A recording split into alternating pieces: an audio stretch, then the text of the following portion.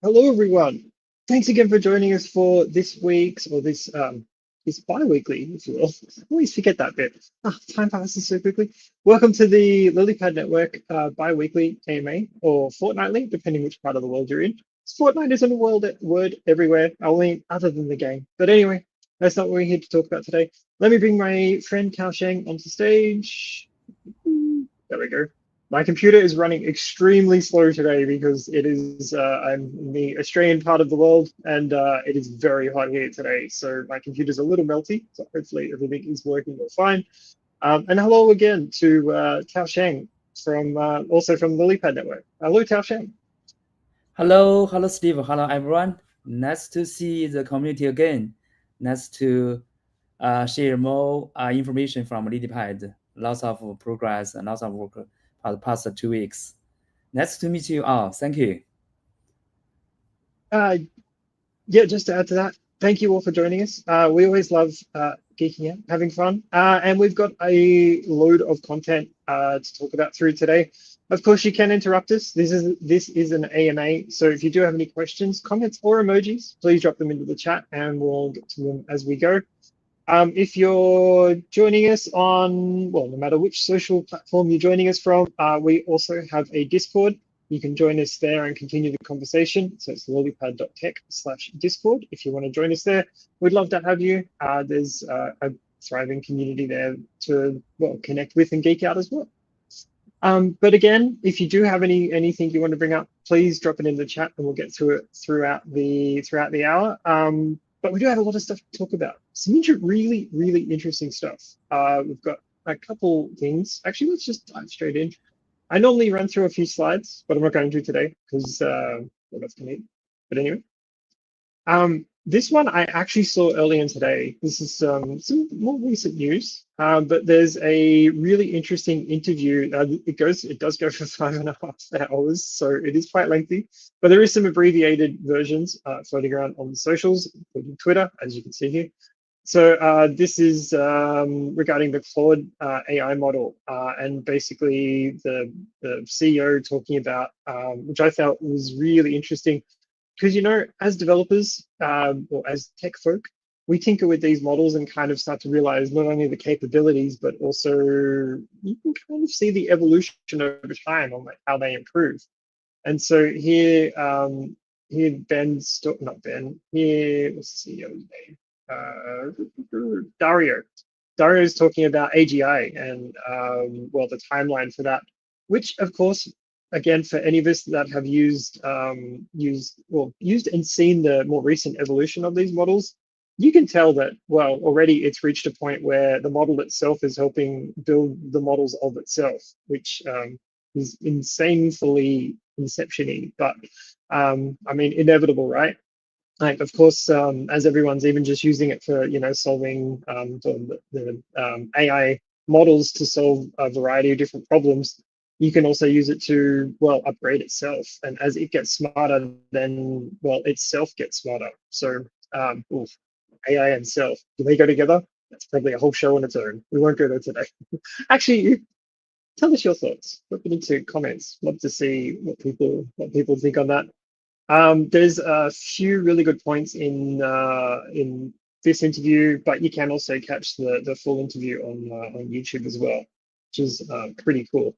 But yeah, inevitably, Dario's in this, spoilers, Dario is basically saying, yeah, 2026, 2027, if not sooner, just because of the rate of progress on the models themselves.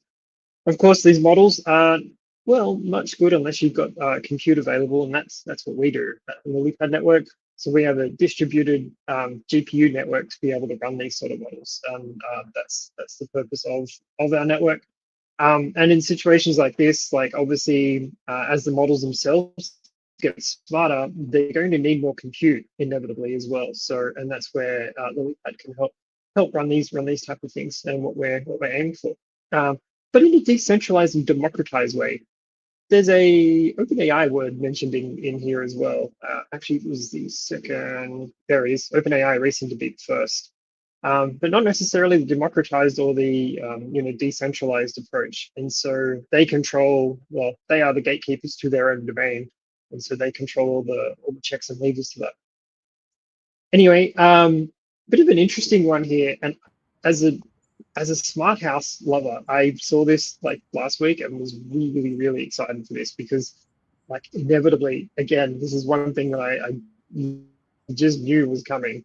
Was as the models themselves get smarter, the models also get smaller and easier to run on low level, or some of the earlier models anyway, on low level hardware. So here, M5 Stack, which is an IoT, well, they make little IoT connectivity and microprocessing modules.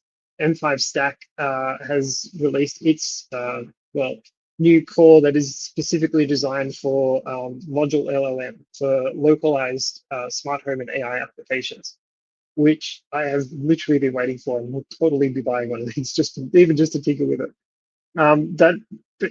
Basically these can be used or even in a parallel to be able to make your house smarter. So your toaster will know when to toast when you put toast in, for example, and maybe and I'm using this for a few reasons. One, this example.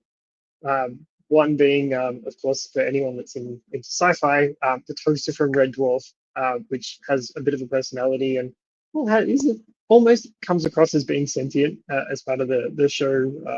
Sort of a few of the episodes in the show series. This is what's going to help make that possible. So this is really cool. It's a LLM module. It's powered by a computer's melty, an AX630C SoC, and it has 4 gigs of memory on board, 32 gigs of storage, 3.2 tops or 12.8 tops, depending on what you want to buy, MPU. These things are really small. This is the same company, for those that aren't familiar, this is the same company that made the little tiny hardware. They're about this big, tiny little cubes, smart open source smart home assistants. So they are voice assistants. So it's basically a little tiny module that can connect directly to your home assistant deployment or your smart house, and you can ask it stuff. It doesn't go to the internet. You can keep it all like within your network, which I think is really cool. And well, where I hope a lot of this smart home stuff goes, because so much better than having to call out phone home to the network, and first it can just do it all itself on the network. I'm a massive fan of. Anyway, if you're into IoT stuff, these will be fun, I'm pretty sure. And a variety of applications that you can build out with this too. I think this though is the start of starting to see a lot more what I'm going to say actual smart house devices rather than smart devices pretending to be smart. And by that I mean there's a lot of I think the last few years there's a lot of IoT as a smart house enthusiast. There's a lot of devices that are considered smart, you just really aren't. They're literally just talking to a cloud. Whereas this stuff really moves away from that, because it's literally running LLM on edge, which I think is fun and cool. Anyway, totally buying one of these because, yeah, I mean, what can't you do with this? Oh, there you go. There's a full specs. I should have scrolled down. Anyway, one worth checking out, particularly if you're into smart home stuff. This next thing I found, which I wanted to mention, is complete nonsense fun, creative fun, nonsense creative fun, some combination there. I mean, I've seen these a few times before. They pop up on Reddit sometimes, which is designing the worst UI possible. So you can see here, choosing a phone number, and you have to like funnel it down, or you have to let the numbers drop, and they just drop in a random order. So you can't really enter your phone number. Like, it's kind of a bit of useless fun. A sliding volume control. That doesn't. Oh, I see. I actually hadn't seen that. Yeah, that's kind of useless. Useless fun. Anyway, there's a whole bunch of these. There's a few Reddit threads floating around on these. I've seen them before, but I just thought it was kind of fun. Bit of a quirky novelty to share. Yeah, I'm going to close that because I think it's slowing down my computer. It is really melty today. Next one, this is something Tao Sheng found, which I was picking through and found really interesting. It's the A16Z crypto state of crypto report, and essentially focuses on well, there's that state of crypto in this year.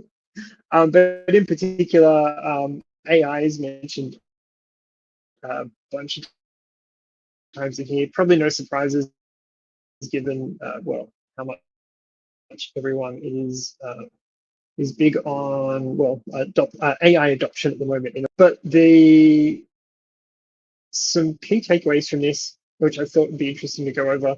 And Taosheng, I'd love to grab your thoughts in a moment if there's some bits in here that you found really interesting and want to talk about that I don't cover. But 7 takeaways, crypto activity and usage hit all-time highs, which of course, as crypto folk, this is good to see. Actually, I've been watching the total industry value over the last week or so, and well, since the election, as I'm sure everyone has noticed, it has gone up quite a bit. I think we're floating around 3 trillion last I saw. And even Doge, Doge to the moon, let me just say, which was interesting to see on the back of recent news. But anyway, crypto activity and usage to all-time high, because there's a lot of projects being built out at the moment. And well, the next one, which was what I was just referring to, which is crypto has become a key political issue ahead of the US election. And I'm going to say after as well now, just saying. Stablecoins have found product market fit, which I totally agree.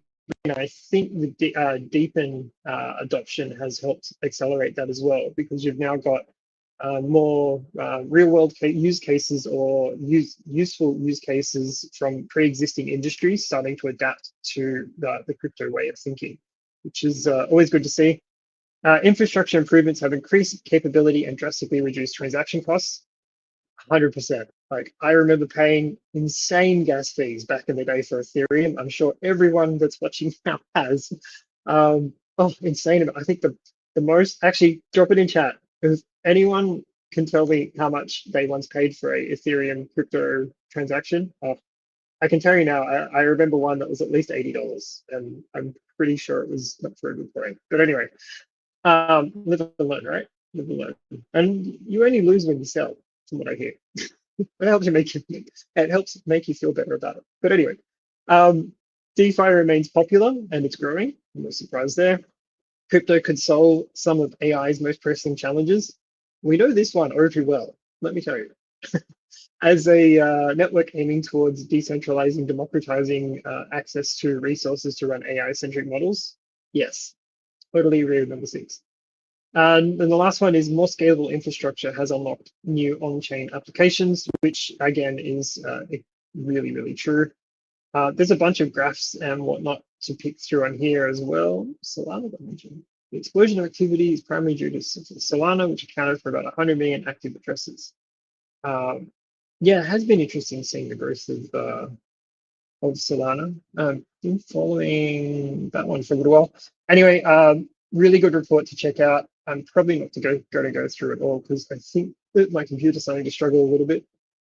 Taosheng, have you got anything you wanted to highlight or talk about on this one? Yes, thanks, Steve. Yeah, I like to reading this kind of report and learn some ideas and opinions from other, entities. For A16Z, crypto is famous in this area, and this latest report, latest status report of AI plus crypto is very important. I think I want to highlight is the 6 point of crypto and could solve some of the AI's most pricing challenges. I think the last word of this part is um, the cross covers between crypto plus AI may strengthen in the years ahead. I want to say Lilypad is exploring a lot of challenging problems in this area and leverage both AI and crypto to solve some real problems of the AI and users. Um, for the AI infrastructures, I think Lilypad is also could be a new infrastructure for the future AI, especially how to organize the global GPUs for the users for the jobs, for the model trainings and the inference. I think there is a lot of worldwide open problems should be addressed in this area, and many new challenges and new opportunities in this area. So I think people could, and the people from community could read this part of AI and the crypto to learn the opinions from the A6Z, and we can build the future together. That is what I wanted to say about this, Steve. Thank you. Yeah, I love that. And just to emphasize what you were saying too, is this quote on the side: AI training costs are growing exponentially, a trend we believe favors power centralization in the biggest tech companies, which is totally true. Like we've seen this so many times. Actually, and I'm going to go back to one something I mentioned in our previous live streams, which is I see the adoption of AI no different to email, in that you've got only a few companies starting to monopolize and control the core infrastructure to the point where no one else can operate. And like, it's coming from tech, like that's not what this is about, and not what anyone wants in the, well, particularly with a pure open source approach. No one wants that. We want nice competitive playing field and have, you know, a multiple of people being able to, or not multiple of companies and a multiple of options, or being able to keep each other honest. Anyway, it's a really interesting report to pick through, so totally worth checking out. A16zcrypto.com is the website. If you're not already subscribed or signed up to their newsletter, highly recommend it because they put out some really good reports and whatnot. Oh, there we go. That's fun. Anyway, yeah, heaps to pick through in that one. Now, if you've just joined us, this is Steve Kuchard and Tao Shang from the Lilypad network. This is the bi-weekly or fortnightly, depending which part of the world you're in, every 2 weeks, AMA for the Lilypad network. We've got a bunch of stuff we're going to geek out and talk about, but if you have a question about the network, or question, comment, or emojis, please drop them into the chat on your respective platform, and we'll get to the questions as soon as we can. But please do interrupt us, because that's why we're here.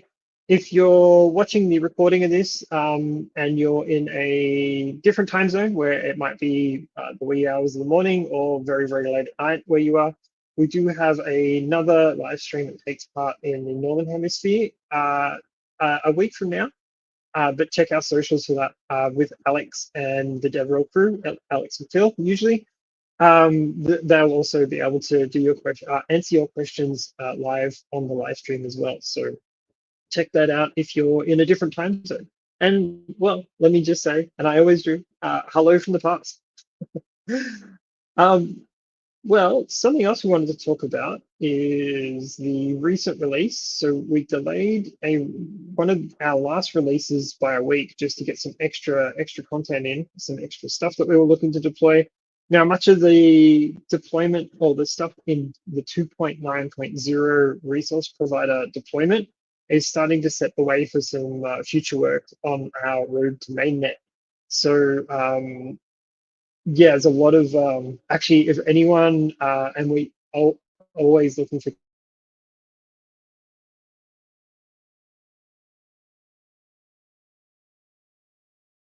contributors.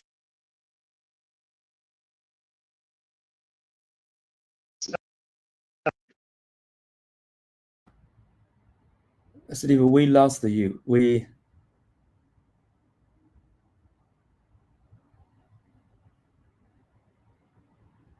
can't hear.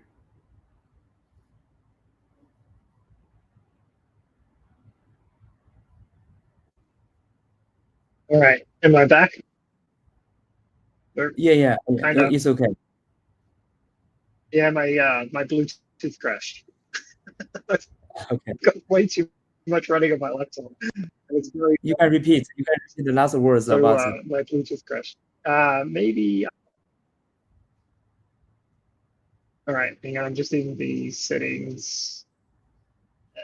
Australian summer. It is very hot here. It's 40 degrees here today where we are. Where were we? Right, cool. All right.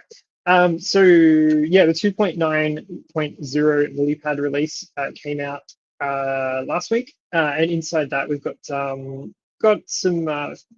couple bug fixes, but then also some features related to some future work we've got upcoming.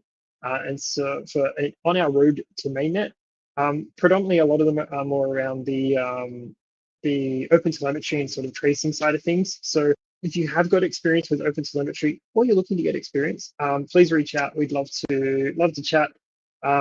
Open telemetry is basically a way of collecting some really nice log traces across distributed systems. And predominantly up until now, it's mostly been used in cloud-based infrastructure, so for microservices or whatnot.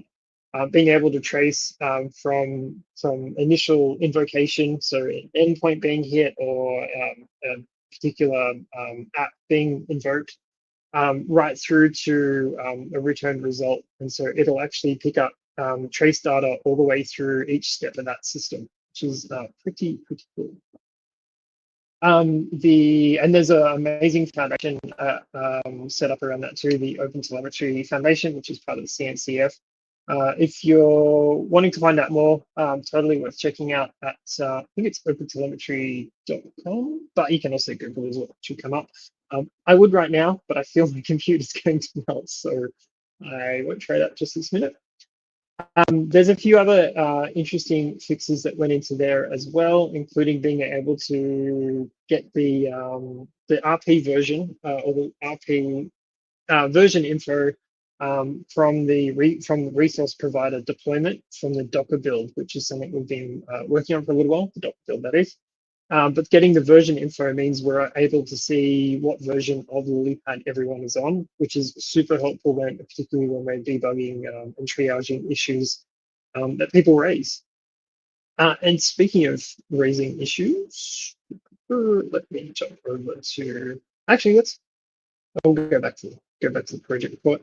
We'll circle back to that. But there's a discussion chat that I was going to raise, or a new way to raise help items, but we'll get into that in a minute. The more recent, the project report also came out recently. So if you're not yet subscribed to blog.lilypad.tech, please do. It's where you find out all the latest news from our project report, which is here. Obviously, it's also talking about the 2.9.0 release a little bit as well, which we just talked about, and also some updates to the leaderboard and some of the metrics we're coming out as well, which is of course also open source and always looking for contributions. I'm probably one of the main contributors of that lately, just always tinkering with something on there. Actually, our new website is in there too. So if you want to see that, you can also see it there. And we're always up for contributions. So again, if you have contributed in the past, thank you. If you're looking to contribute, thank you in advance. Or if you just want to in general, please do. I'm more than happy to answer any questions with that as well. So please reach out and we'll be more than happy to chat. Actually, the engineering team did also recently have a bit of an offsite to plan the new, the work that we're now started or continued or picked up, amplified. Let's go with amplified in the more recent sprint. So there's a lot of work being done at the moment to overhaul and elasticize. Oh, I love that word.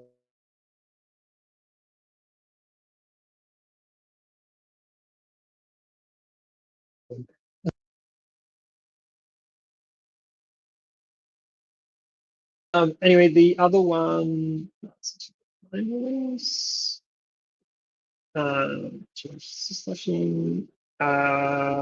a whole bunch more info in there. I was looking to see if there's anything else worth mentioning. So, there we go. Look.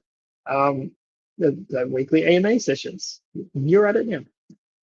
But yeah, if you want to check out more about that, visit blog.lilypad.tech and you can find out more there. You can also sign up as well. I think this was the docs that I had written. My computer is so melty.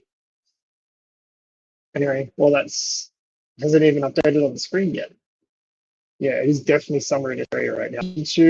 We just issued out some of the recent open source rewards to the open sorcerers. I still love that name. And shout out again to anyone that's helped contribute to the network and to the project through a variety of different ways. There's also our ambassador program as well. Look in a sec, there we go. Shout out to Cablarasa, who helped us with a tricky issue recently. Yeah, it was good just to validate. We already had a fair idea of what was going on. We had the data to prove it, and then yeah, Cablarasa, I'm saying that right.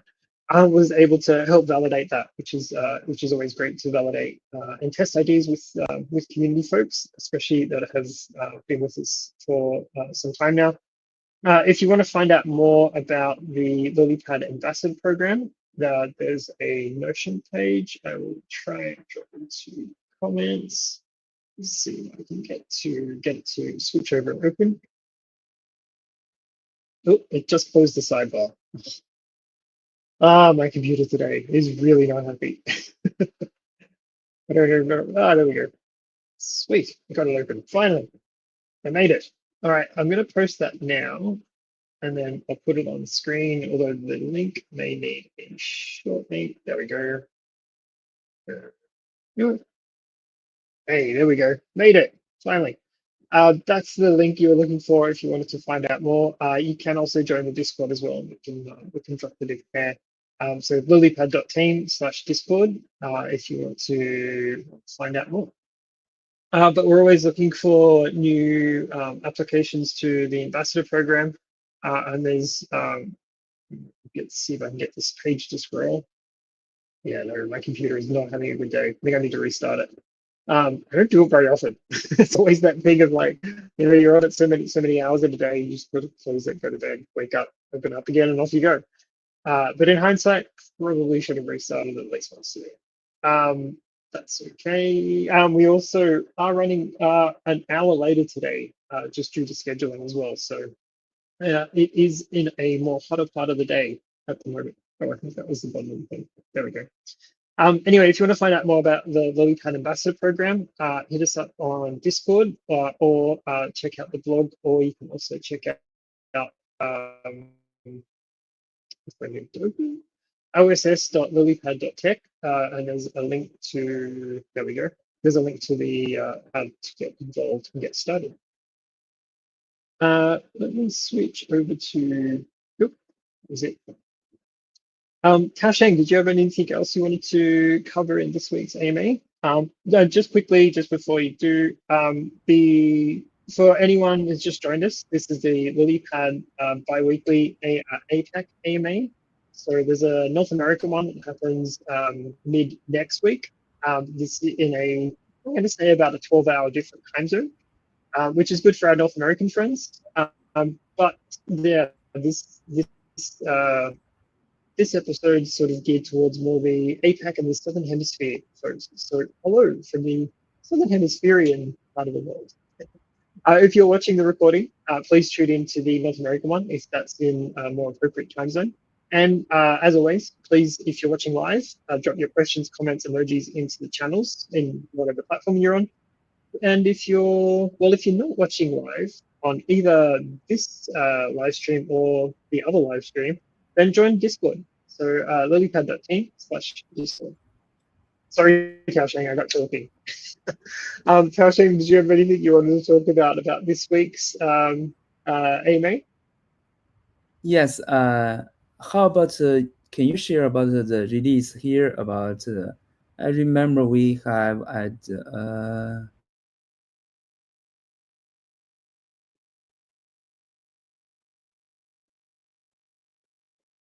Wait, did I freeze or did you freeze? I think you froze. We are not having a good internet day today. I'm pretty sure it's not me. Correct? It's just. Oh, there you go. Are you back? Yes, I think it's back. I think the last one upgrade the binary. We are not having a good internet day. Can you hear me now? The last one. Yes. You can see the features. The last one upgrade the binary to support the Wave4 car info schema, and And here we can see, oh, okay. I think that is the last one. Last one is the one I wanted to highlight is we have released the K-info binary for the GPU. It's better it's better to evaluate the device, the hardware of the resource providers. As far as I know, some GPU device, some CPU device in the community is can't work. So you should choose your GPU to participate into the network. I think it's good for the whole network. And about the K-info mechanism, we are also to enhancement the features, enhancement the functions, and the new features for the mechanism to provide fairness and security network for the community. That is I want to say highlight. Steve, do you want to add some words about this? Yeah, no, that's a really good point. Is as always, I mean, any of the releases or any of the fixes we put in place is literally to either improve the stability of the network and sort of create that community trust that everything's the machine, the mechanism is all working as intended and in a fair and democratized way. Like with any good open source project, that's kind of always the premise is making sure everything is transparent and everyone can see what's going on. So always super important, and we're always interested in your contributions. There we go. My computer is very unhappy. Always interested in your contributions, so feel free to open a pull request if you think there's something in our code base we could be doing better, or something you think could be redesigned or retooled in a slightly different way. We're always looking for those sort of feedback, those that sort of feedback on our project, which is always great and always a good way to contribute back. And who knows, you could also get rewarded in some Lily bits as part of the open source program as well. We've actually got. I think I've gone to the wrong window. It's going to take me a second to get back to it. Yeah, I have. Let me scroll back. Actually, I'm going to close some of these windows so that I can try and claw back some CPU rather. My melting computer. The one thing I was going to highlight is we have a few different open source projects. Actually, I probably don't want to go to that one, including the web UI, which has our new website in it that we've been working on, well, when we can, which is almost done. Super exciting. I think this is going to really slowly open. There we go. I might have to actually put this back onto my, there we go, my slides for now, because jumping around is not doing good things to my entire system. This is literally the hottest part of the day, and I think it's 39.6 degrees right now by the looks of it. Anyway, this is, if you just joined us, this is my melting computer. This is the Lilypad AMA, the bi-weekly AMA for APAC. And yeah, I am Steve Pucci, and this is Tao Shang from the Lilypad network. We're going to keep pottering around and talking about stuff, but please, you can also interrupt us by dropping a question, comment, or emoji into the chat, and we'd love to hear your thoughts. Actually, one thing, let's see if I can get it to do it. Now, I am going to close this window too, because maybe that will work as well. Wait, there we go. You can feel my GPU slightly feeling a little bit better. One thing I was going to do is jump into the docs, which I did have open, and then I closed it, and now I wish I didn't close it because it's probably going to take a second. There we go. Actually, it's not too bad. Maybe it's because I closed two other windows. Maybe. I collect windows in virtual windows on Mac, like, oh, no tomorrow. Anyway, what I was going to do here is, if you're looking to get started with using the network, this is the place you want to be. So docs.lilypad.tech. Here we have how to get started with the CLI. and how to get source provider. Let me open architecture really, really slowly while I'm talking. Well, not that I want to open it slowly, because my computer's going to open it slowly. The architecture doc page basically talks through how the network how the network itself works, right through from the solver to the resource provider. Essentially, the resource provider is how you attach your GPU resources into the network, your NVIDIA GPU resources into network. And then the rest of the network deployment, so the solver service, the job creator, actually they're kind of the main two. They're the ones that help help track and manage jobs on the actual network. So when a job request comes in from the CLI user, that's then routed in through to a resource provider's GPU, so that the containerized app, aka what we call a module, is able to run or get run on a resource provider's GPU, with the result then being returned back by the solver and returned back to the whoever requested it, basically, which is pretty cool. Let me go through so I can go to open. If you're looking to become a resource provider, there's a doc which talks through hardware requirements or minimum hardware specs. These docs are all open source, so if you discover maybe something different, maybe you've got a different configuration, maybe you've got a different idea and you test it out and you want to add it to this page, then please feel free to open a pull request and contribute back. But the current minimum hardware requirements is a quad-core x64 processor or better. If you've got one better, that's amazing, and it will make it super quick. RAM, you're wanting at least 32 gigs. That said, I have run it in less. I wouldn't recommend it because it will basically do what my computer is doing right now and pretty much melting in a pool of melted computer meltingness. Internet, of course, you want super fast internet, particularly because some of these containerized apps or modules are getting insanely big. I think the other day I heard about one of the modules the research team have built, and shout out to the research team. Like, some of the models they're playing with are insanely cool. I should get one of them on to talk about some of the stuff they're doing on one of these sessions. But yeah, some of the models there are getting to be 90 gigs in size. Yeah, when you're talking like ColabFold, for example, really, really, really, really big. Containers to be running. So yeah, faster internet you have, the better.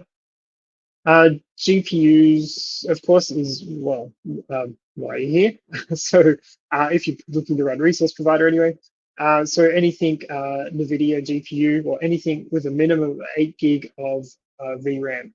But there is some caveats to that too, because certain job types we found prefer to run on different VRAM. So standard models like SDXL and Olama, some basic, I'm going to say fundamental models, those are going to need a fair bit of memory or a minimal amount of memory to run, so 18 gigs at least. Whereas more advanced models like SDV and definitely going to say ColabFold, you're going to need at least 14 gigs of VRAM, if not more. And looking through the numbers recently on network, we've got a couple of A100s on there already, so which is pretty cool. Some of the upgrades that I know are coming is more machine-centric matching, or more refined machine matching, so that we have jobs go to specific GPU types that we know are on network, which I think is really important when you're dealing with like 90 gig container, because that is a lot of container to run. As somebody who runs a lot of containers, that is a big container.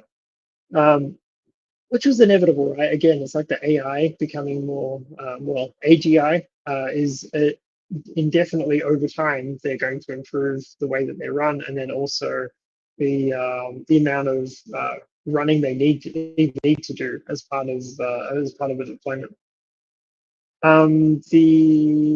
That's kind of it for the hardware spec side of things. Getting set up is really, really, really easy. So let's see if I can get it open. Probably easier than me clicking a link right now. But there's a Linux version of, open that in a separate window, a Linux version of the resource provider deployment, and then also the Dockerized version. Dockerized version obviously is a lot easier because there's a whole bunch of stuff that happens, well, automatically as part of the deployment.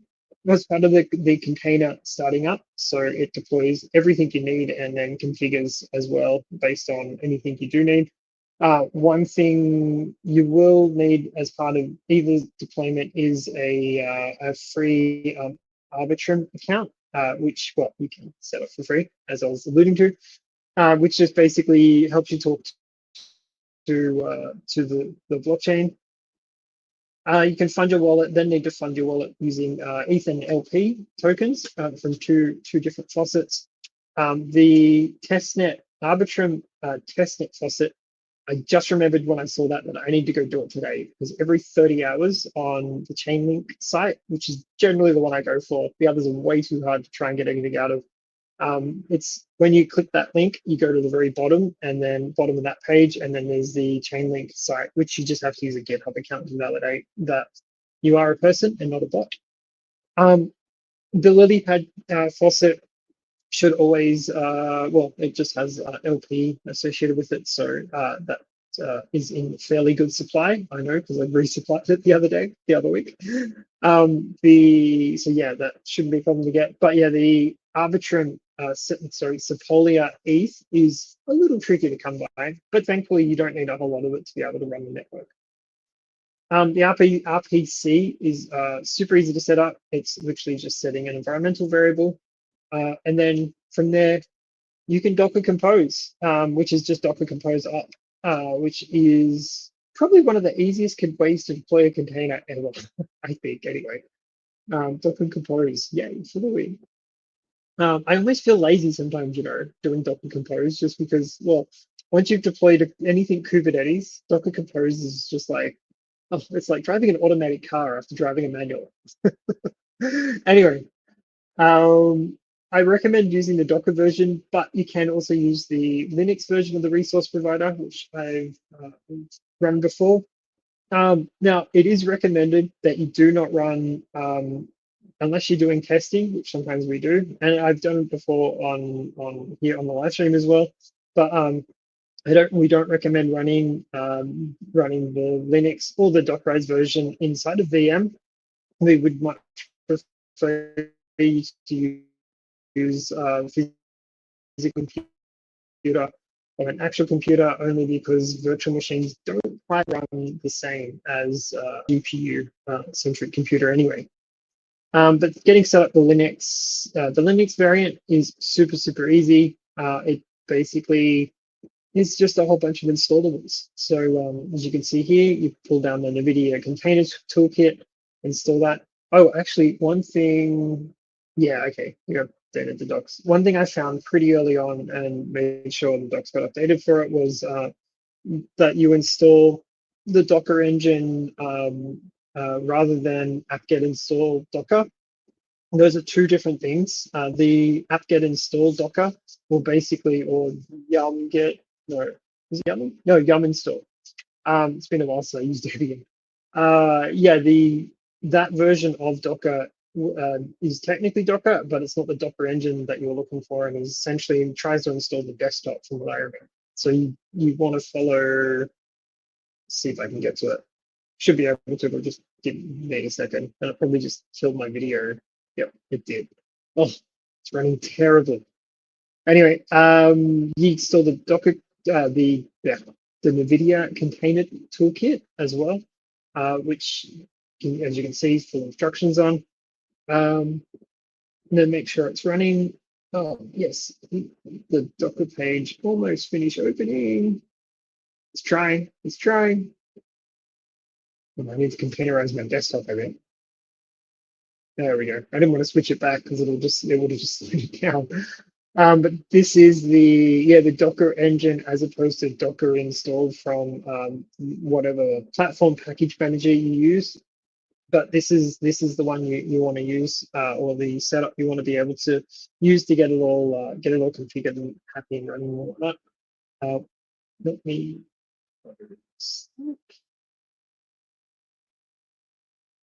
Give me a second. There we go.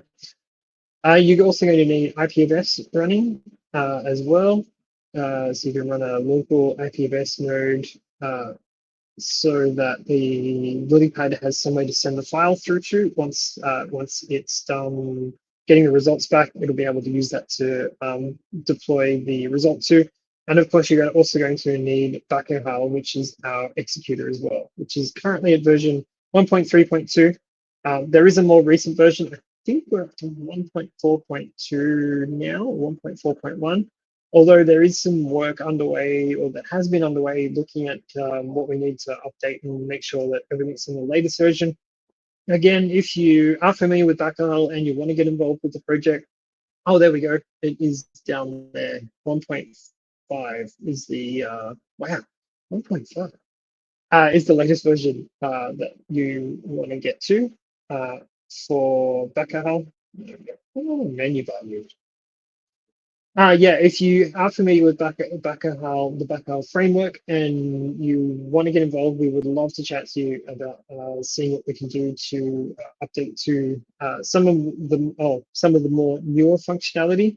There's been some blockers with some stuff we can and can't do. But again, join us on Discord. We'd love to chat through the different nuances on how that works if you wanted to get involved. And we'd love to have you. And then from there, you just install Lilypad. Oops, scrolling through. There we go. The other way to use Lilypad is through the CLI, which you can get to from the installation CLI page. Go there. Interesting. Oh, there you go. Wait, is it the same? Oh, yeah, it is. There you go. The hang on, slowly moving back. Oh, this is like being on the internet in the 90s. This is the what you need to go through to install the CLI, and then you just have to set like a private key up using your MetaMask wallet. Get that from your MetaMask wallet, and then set that as an environmental variable so that it can be accessed by the Lilypad system and installation. And that's kind of it. From there, you're able to then start running a whole variety of different jobs. From, if I can scroll down to it, the Cowsay, which is my favorite, no, Lilysay is my favorite because I built it. No biases. It's totally biased. You can run the Lilysay job, which is similar to the Cowsay, but more Lilypad themed, let me say. So instead of having the cow, it has like a frog and I think a Lilypad. We've demoed this one before, but originally I built that demo to take to East Global Sydney for some workshops and stuff we were doing there. Once you've got the CLI installed, then you can get started in running jobs. The only other important thing to mention here is to make sure that you fund your CLI wallet using the Sepolia faucet. Chainlink's still my go-to for that one. And you'll also need LP tokens from faucet.lilypad.tech, and then you too can have your own Lilypad frog. Or a Cowsay cow. So as part of the input for the job, let me scroll back up. There it is. Part of the input for when you trigger a job request via the command line, you just enter the message or the input that you want to carry through to the containerized workflow, and then that's then just picked up and incorporated as part of the runtime. The application inside the container runs, and then a result basically outputs utilizing the input. And for things like Olama, it's basically the same, except you're not seeing a cow as input. You're literally getting like Olama style response output as part of the output, which you can then pick up and view or ingest into your application or whatever it is you're looking to do with it. And that's how you get started with Lilypad. Anyway, we only have a little bit more time left. So if you're looking at getting involved with the project, Please chat. Oh, sorry, just looking at another news article. Yeah. Yeah, if you're so many interesting news articles too. If you're looking to get involved with the project, please reach out. We'd love to chat. Follow us on all the socials, except Facebook. I don't think we're on Facebook. No, we're not on Facebook. Twitter, YouTube, LinkedIn, even on Farcaster. Or is it Warcaster? No, it's Farcaster. Or Farcast. Farcaster. Yeah, we'd love to join you. Love for you to join us there and continue the conversation. If you've got a question, comment, or emoji, please drop it into comments in the last few minutes. We can get to it. If not, join us on Discord, reach out on socials. We'd love to chat. I think that's all I got in my head at the moment. Tao Sheng, did you have anything you wanted to add as we get ready to wrap up? Yes, I have share a link with you. Can you open it in your side? I can. Just give me 2 seconds for my computer to melt down a little bit. Okay, no problem. Great. I got to do it the hard way because otherwise it's not going to open. Go. All right. Give it about 5 minutes. No, it shouldn't be that long. No problem. It's a good content. No, it's good to read the rate of the good content. Oh, there we go. Here is the latest We'll make it summary. bigger. Yeah, here is the latest summary from Faircoin.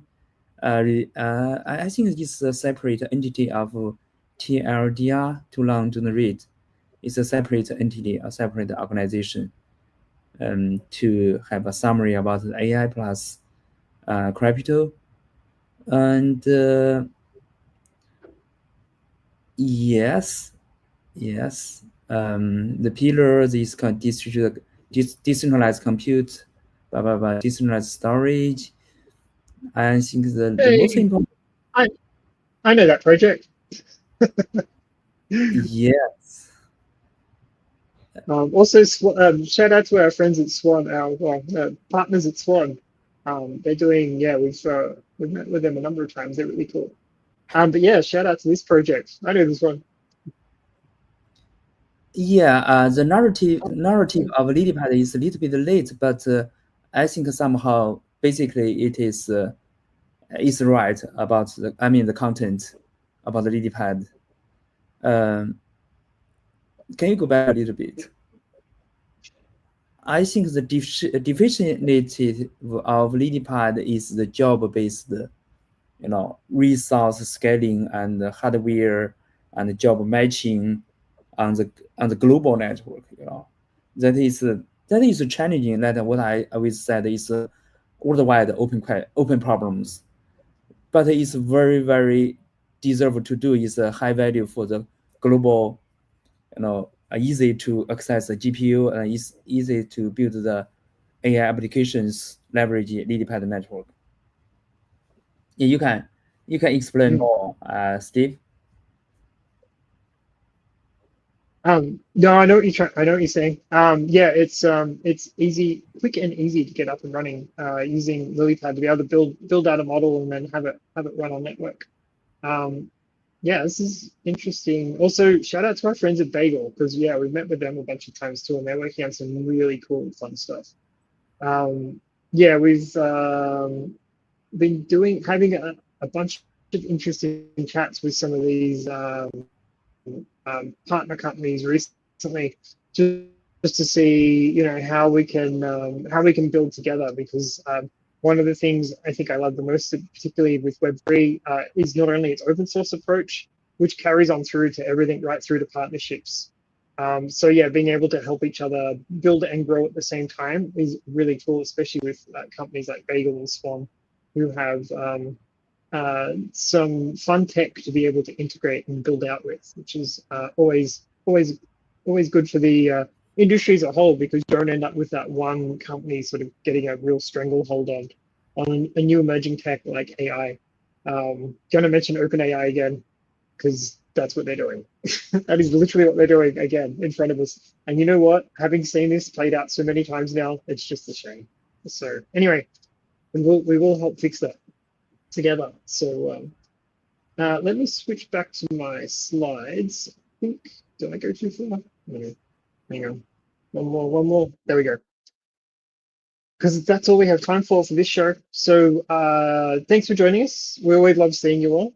I am going to stop sharing my screen because maybe, just maybe, it'll play nicely for a few seconds while I wrap up, because otherwise it's going to be a very slow exit. And if there's one thing we hate, it's very slow exits. I think I've almost got some, I didn't think Google Slides was doing good things to my Chrome either, but I'm pretty sure everything I'm running right now is not doing any good to my entire system. So I need to restart and also get back to my main window so I can click some buttons, which is also happening very slowly as the memory clears. I literally feel the K shifting. But yeah, thanks for joining us. This has been the APAC AMA with Tao Shang and Steve Kuchin. We'll see you again in the next 2 weeks. If you are looking to join a different time zone show, please check out the North American AMA with Alex and Phil, and sometimes Logan.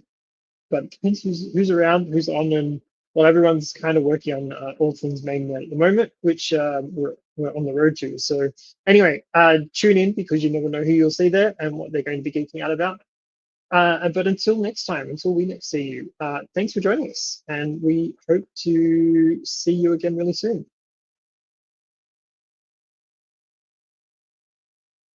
Yeah, I'm really slowly getting the buttons pressed. I'm gonna put some music on, and we'll see you all next week.